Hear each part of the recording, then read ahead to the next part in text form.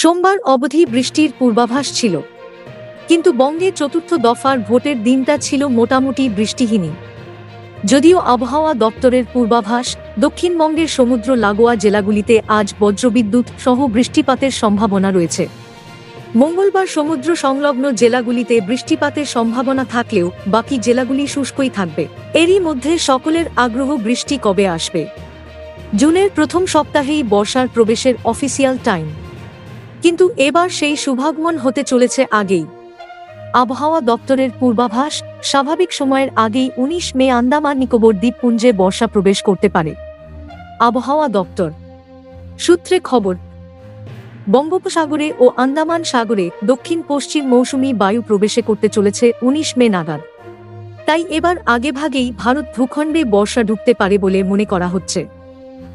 আন্দামান ও নিকোবরে বর্ষার প্রবেশ ঘটবে আরও আগে।